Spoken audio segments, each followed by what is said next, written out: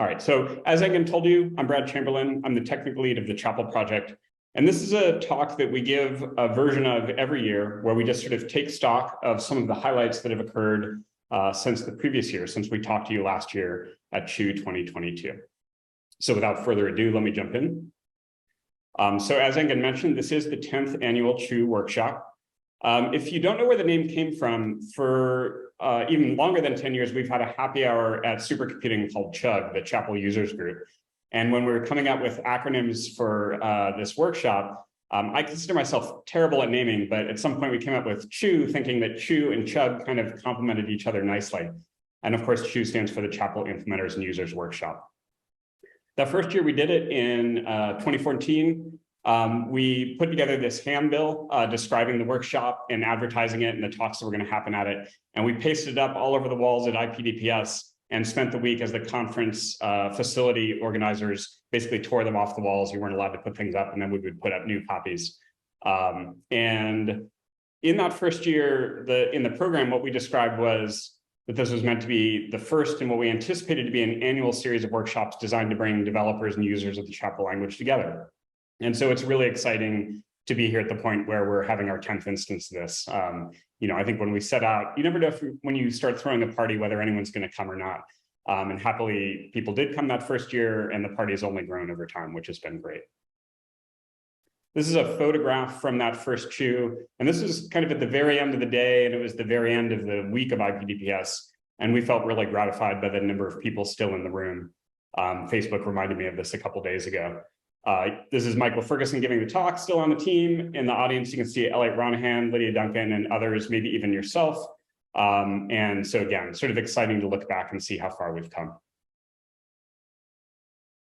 This is also a milestone year for the Chapel project as a whole. Depending on how you count, you could say that Chapel has turned 20 this year. So it was in January of 2003 that we first started talking within the context of the DARPA HPCS program about Cray's intention and interest in designing a new language. And this is from a software productivity workshop that the HPCS program ran that I spoke at with a couple of others from Cray contributing. And I pulled out some of the slides here where we talked about the need we saw for new languages. And you can see here in the bottom bullet, one of our summary bullets was Cray is interested in novel languages. And we actually thought we were going to do two at the time. Arguing we should continue to strive for increased abstraction, yet admitting nervousness to the acceptance problem, which is obviously something reasonable to be nervous about. It was interesting to go through these slides and look at some of the ideas we had about how the language should be and some characteristics should have, because by and large, I would say that most of those we have really stuck to over the course of the program. And I think it's really gratifying to see how much we've accomplished with respect to what we set out to do in these very, very earliest days. Anyway, this could be a whole talk on itself, but again, I'm going to focus mostly on the past year. So if you happen to end up here and don't really know much about Chapel, hopefully you'll pick up some over the course of the day. But very briefly, Chapel's a modern parallel programming language. By modern, we sort of mean kind of post-Fortran C, C++, maybe more like a Swift or Python or Rust as sort of other modern languages we like to compare ourselves to. It's portable and scalable. So you can use Chapel on a multi-core laptop, a cluster, the cloud, the largest supercomputers. It's an open source project. We do all of our development at GitHub, and it's collaborative. We get good contributions from our community and our users. The two main goals of Chapel are to support general parallel programming, which you can think of as supporting any parallel algorithm on any parallel architecture. And the second is to make parallel programming at scale far more productive than it is using conventional technologies. On this next slide, I've got a couple of standard HPC benchmarks, reasonably simple computations as they'd be written in conventional technologies. I'll then show you the Chapel equivalents of those codes. You can see the Chapel is more concise, higher level. You might be able to understand what the computation is doing pretty easily. Again, a lot of that comes from being a modern language and learning a lot from a lot of other languages that have come along in the meantime. The other part of it is building parallelism locality into the language as first-class citizens. And happily, Chapel is not only concise, but it also results in good performance, where these performance graphs show it competing with or beating the reference versions. So that's your really quick sort of reminder of what Chapel is if you don't spend a lot of time in our world. With that, I'll say that very gratifyingly, more and more applications are being written with Chapel. And one of the things I'm most excited about is that they're not sort of just in a single discipline, but spread across a wealth of disciplines. So we have things like traditional HPC computations, like computational fluid dynamics. We have more data science or AI types of computations. And recently there's been an upswing in the number of earth science applications, and that's been really exciting to see. So a wide variety of types of science being done with Chapel. And I'm not going to try to characterize these here today, but happily, a lot of our talks today are from people working on these applications or in these groups. And so you get to hear about a lot of these throughout the day today. Now, most of my talk today is going to be just peppered with some highlights, sort of key things that stood out for me as I reflected back in the past year. And I'm going to start out with actually some of our newest results. So if you're not familiar with the HPE product line right now, HPE Cray EX is our current major supercomputer flagship line. If you look at the top DOE exascale systems that are being built and delivered, those are all HPE Cray EX, and Slingshot 11 is the network of this. Now, last year at CHIUW, we showed you this graph. This is the argsort routine from our CUDA. Our CUDA is a data science framework that is built in terms of Chapel. And at this time, we were running on 73,000 cores. This was over an HDR InfiniBand network, HPE Apollo system. We sorted 72 terabytes in a couple of minutes. And this is a result we were very proud of. We're still very proud of. It actually dates from a couple years ago now, but last CHIUW was the first time we got to show it to you. Since then, we've been able to start running on these HPE Cray EX systems.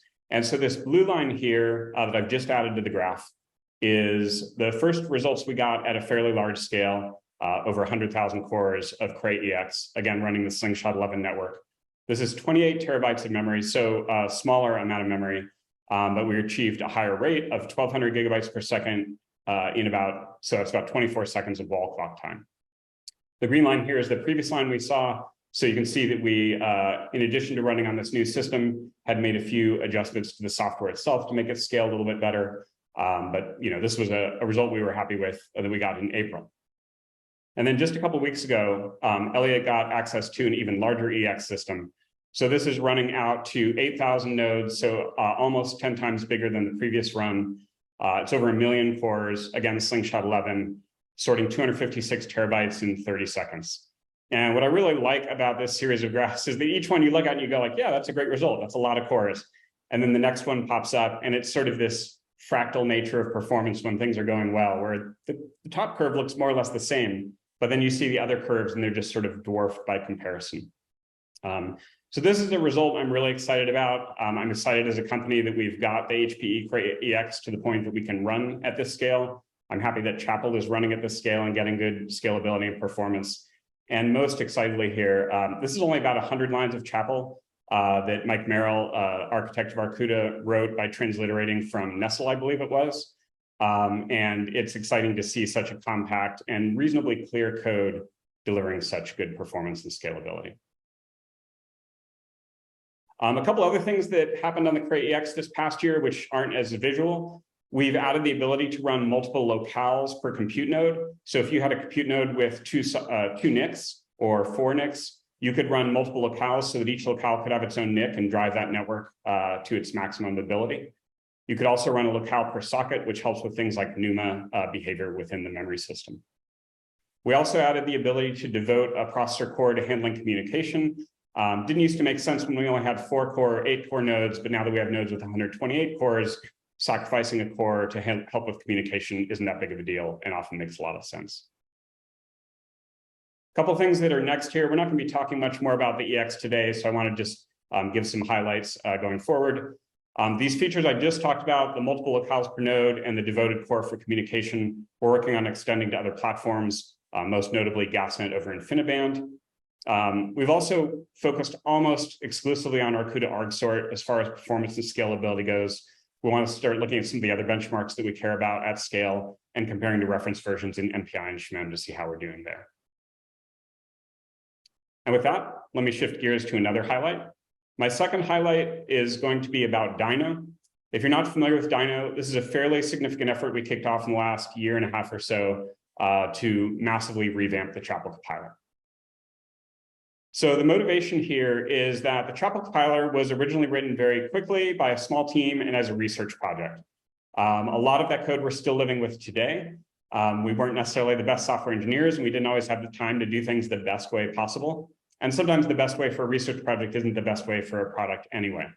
So as a result, we're paying the price this today in terms of the compiler being slower than we'd like, difficult to understand when there are errors, and not terribly well architected as a developer. It's inflexible and very challenging to get started with. And Dino is our attempt to address these faults. So we kicked off an effort last year to massively re-architect it and address these lacks, basically providing a better user experience in terms of speed and the error messages, making it easier for developers to start contributing to, and really re-architecting the whole compiler to improve its flexibility and its capabilities. So things like separate compilation or incremental recompilation, better support for tooling, dynamic evaluation of code as you might like in a Jupyter Notebook or the like. These are all things that are part of what Dino is attempting to do. On this next slide, I'm going to just call out a couple of highlights since we last saw you. I'll start with this diagram that gives you a really high-level sense of Dino. The blue boxes here are essentially the old compiler, if you will, and then the purple ones are elements of Dino that have been coming online. And what we're doing is developing Dino as part of our same code base so that at any given time, we can sort of find places where we cut from the Dino code over to the old compiler and have a continually improving and working single code base the entire time. So some key highlights since we saw you last time. In Chapel 127, we started using the Dino parser and AST in the front end as the new default.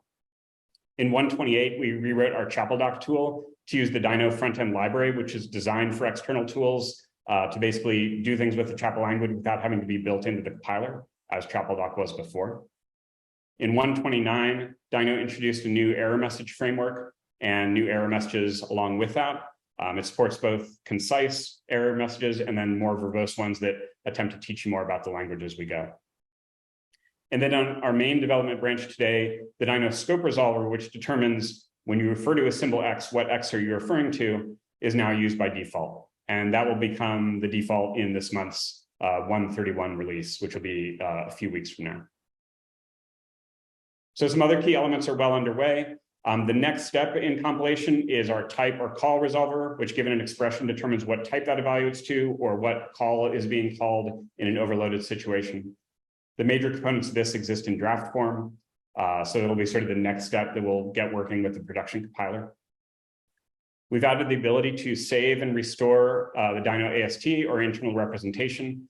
And this is a key step towards separate compilation so that you're not recompiling everything from source code from scratch each time. And then we've just recently started delivering a Chapel language server, which basically can allow things like a modern IDE to interact with that server and to make queries and to help the user with things like, what should I be typing next here in this syntactic pattern and things like that. All right, switching gears. The next thing I'm going to be talking about is compiling Chapel to GPUs. This is something that we highlighted last year, but a ton of progress has been made since then. So last year, I showed you a code that looked something like this. This is a stream triad code that uses the GPUs and the CPUs, but only of a single node. And we were really happy with where we were here last year because we're basically using traditional Chapel concepts like this cobegin, which creates a separate task per child statement. And then this coforall loop, which will create a task per GPU and run a little stream triad on that GPU. And then our traditional data parallel features to run another stream triad using all of the CPUs. And so this version let us use all of the CPUs and GPUs on a single compute node using just traditional Chapel concepts. But since then, there have been improvements. So the first one is that we went in and cleaned up some of the syntax and concepts about how we reveal GPUs to the user. They're now abstracted as a set of sublocales stored in an array within the top level locale. And so you can do a typical coforall over that array and an on clause to get your GPUs up and running. The second one and more bigger one, though, is that you can now use GPUs and CPUs across multiple locales. So here I'm just using a typical coforall on loop to spin up kind of SPMD style parallelism across all of my compute nodes. Then I have each one do the code that we showed you last year. And with that, we can use all of the CPUs and GPUs across all of the compute nodes that we're running on. So this is really exciting. Basically, distributed memory, CPUs, GPUs, all within Chapel in a vendor neutral way using the same language concepts we've been using for years. This progress has been kind of incremental across the past several releases. So when we last saw you at CHIUW last year, we had our first multi-GPU runs on NVIDIA, but we were only running on NVIDIA at that time. In June, we had our first multi-locale runs. And then in December, we started working on AMD GPUs and got our first codes running there, but using kind of heroic language features. In March, we had our first multi-GPU AMD runs, so multiple GPUs on one node and using normal language concepts. And then in this upcoming release in June and on main today, we've got our first multi-locale, multi-GPU AMD runs. So again, the code I just showed you will now run on both NVIDIA and on AMD GPUs. These are kind of easy highlights to call out. Throughout this time, we've also been doing ongoing improvements in terms of generality, features, and performance. You'll hear more about those today, later on. But let me just show some quick performance results, which you'll hear more about later on today as well. So these two graphs are doing that stream triad computation I showed you. The left one is NVIDIA, the right one's AMD. The x-axis is problem size, so to the right is a bigger problem. And the green lines are the reference versions. The blue lines are Chapel versions, and the top blue line is basically what you would see on main today. The other blue lines are incremental results along the way. And so you can see, for example, in the last 4 or 5 months, that we've made a huge amount of progress on NVIDIA in terms of bringing the performance more in line with the reference version. There's still a little bit more to squeeze out there. We think we can still do that, but this is where we are today. Again, AMD is much newer, so at smaller problem sizes, the gap is currently much larger. But again, we don't know of anything inherent that wouldn't prevent us from closing that gap. Again, you'll hear more about this later on today. And in fact, we have an entire GPU session at 1:35 Pacific today, where you hear about talk both from our team and from others in the community working on Chapel and GPUs. So next, I'm going to turn to language and libraries. The main thing we've been working on, which we've talked to you about for years now, to be honest, is this forthcoming Chapel 2.0 release. The goal here is to have a release in which we say the core language and library features are stable, and if you use those, we will not break your code going forward. Now, when we talked to you last year, we said that major language-related changes were considered to have largely wound down. I put aha in here because despite our saying that probably several times over the course of the project, we keep finding things we're like, well, that could be a little bit better. That could be a little bit more orthogonal. And a lot of that's come about as part of the dyno effort. When we're re-implementing things, we realize things that are kind of squirrely. So we are continuing to make some minor changes there. But most of our effort since we last saw you is on stabilizing the standard libraries. And so this is a way that we sort of visualize this within our project. The columns here are various modules of Chapel code, standard libraries, if you will. The rows here are different Chapel releases, and 126 is where we were the last time we saw you, where the more green an entry is, the more complete it is, the more ready it is for 2.0. And so this shows sort of the first 6 months since we saw you last year. You can see more green creeping in over time. And I'm just going to shift the time scale here so that this is the most recent 6 months. 1.30 was our March release, and you can see lots and lots more green. We are scrambling to try to make this all green by this fall. In addition to this stabilization work, we've been continuing to add new language and library features, particularly those requested by users. I've called out some of the highlights here. We don't really have time to go through them in detail, but we've got attributes, a new communication model, new first-class function syntax, and on and on. Performance is something else I don't have a lot of time to talk about today. So I'm just going to flash up a bunch of graphs and state that we continue to do performance optimizations. Most of these are motivated by user codes and user challenges that they've hit in the field. Again, things that you can read more about in our detailed release notes that we release every 6 months, but I'm not really going to be talking about today. So outreach is one other thing I want to touch on. There's been a ton of outreach in the past year, and particularly the last month, there've been kind of a ton of Chapel talks, many of which are on YouTube. And many of you are doing outreach as well in terms of writing papers using Chapel or giving your own talks or using them in classes, things like that. But I just want to touch on 2 things in terms of outreach before going on. The first is the Chapel blog. This is something we've literally talked about since, almost the inception of the project when blogs were becoming a thing. But we finally made good on it this past year. In December, we did a soft launch of the Chapel blog. And here on the left, you can see some of the highlighted articles. We did an Advent of Code series where we went through the first 12 days of Advent of Code, wrote those in Chapel, and taught enough of the language to teach you how to write those codes in Chapel. We do release announcements on the blog now, and we've got a great user survey about how Scott Bachman, our visiting scholar, used NetCDF from within Chapel. Middle tier here just shows what an article looks like, syntax highlighting, and then on the right, we've got our author list. I particularly want to call out Daniel Fedorin and Jeremiah Corrado, who were really the force that got this from something we've been talking about forever to the reality that it is today.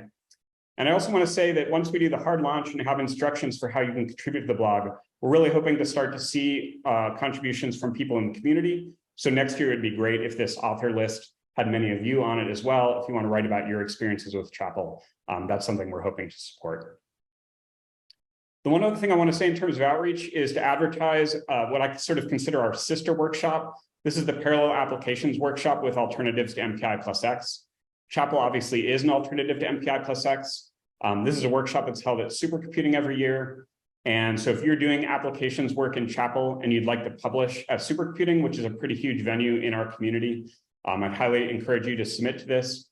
Like CHIUW, they support both full papers and talks, potentially talking about either previously published work or work that you're still working on submitting. And the deadline for that is coming up in mid to late July. So again, we strongly encourage you to submit to this if you're doing applications work in Chapel. So with that, let me wrap up. The first thing I want to call out is that even though I get to talk to you today, this is the Chapel team. There are 21 of us working full-time on Chapel every day. This is a big growth from last year. We had 16 on this slide, if I'm remembering correctly. And then the 22nd person here is our summer intern, Nikki, who started just a couple of weeks ago, and we're happy to have her back. Talking about what's next, there's a lot that is next, but at the highest level, we're going to continue with the quarterly releases that we kicked off this past year. And as I mentioned briefly, our fall release this year will be a release candidate for Chapel 2.0. So if there are things about the language that you don't like or think need improving or are a little bit glitchier than you would like, this is the perfect time to tell us before that Chapel 2.0 door closes. For HPE Cray EX, as I mentioned, we'll be doing more benchmarking and tuning. For Dino, as I mentioned, our next step is to have it take over the resolution of calls and types. For GPUs, we'll be working on more features and performance. We'll be hard launching the blog, hopefully in the next few months. We'll continue doing user support and outreach, performance and feature improvements, and kind of business as usual. Before I wrap up, I want to end on a slightly somber note. Some of you, particularly those of you who have attended CHIUW in the past, may know Mike Merrill. Mike was a colleague of ours who passed away on November 8th after a battle with cancer. And Mike was the chief architect and developer of our CUDA, which is one of Chapel's flagship applications. And Mike was a dear friend to many of us on the Chapel project. This is a photograph of Mike. He had a really great smile and a really great sense of being and who he was. I also put up the Arcuda logo here, which he designed and had a lot of pride about, and just the clip of the paper that he presented at PGAS, sorry, not PGAS, PA ATM at Supercomputing several years ago now. And I've put a link to Mike's obituary here for those of you who'd like to read more about Mike and his life. I think Mike would be really pleased to know that there is an Arcuda session today. We'll have a couple talks talking about different things people are doing with Arcuda. And I think he'd be really gratified knowing that that work continues. With that, this is my standard list of Chapel resources, our webpage, our social media links, including the new blog page, and places where we interact with the community. And with that, I've got just a couple of minutes for questions, which I think is a record for me. I don't think I've ever finished with 4 minutes remaining before. So if anyone would like to come off of mute or type a question in the chat, I would be happy to entertain them. And again, thanks very much for attending CHIUW today.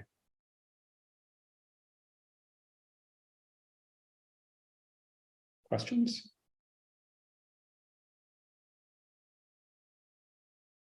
Nobody was expecting to have any because they knew that I'd never leave time for it.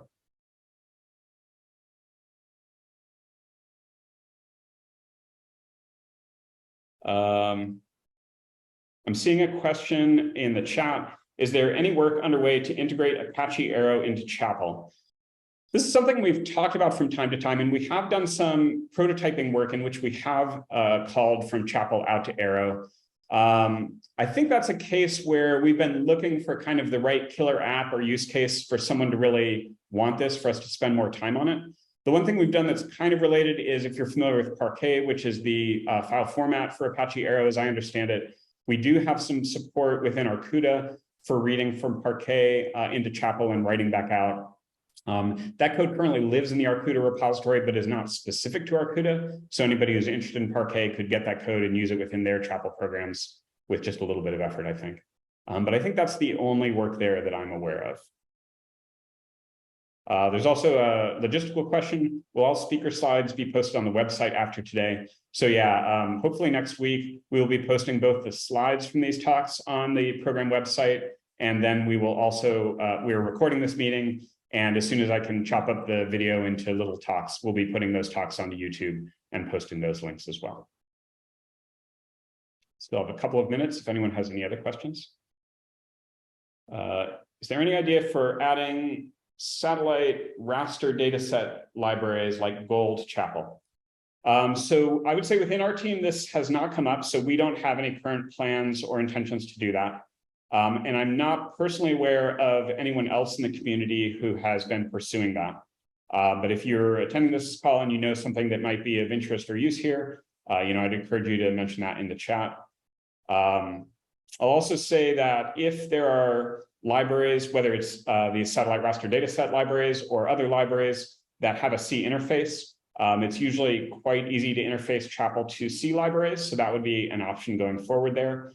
Of course, a lot of times after that sort of initial port, it's nice to kind of do a cooler port that makes use of Chapel features. So like with Parquet, I think we originally had a serial reading and writing of Parquet, but over time we introduced a parallel version as well. You can imagine wanting to do the same thing for these satellite data sets, I can imagine.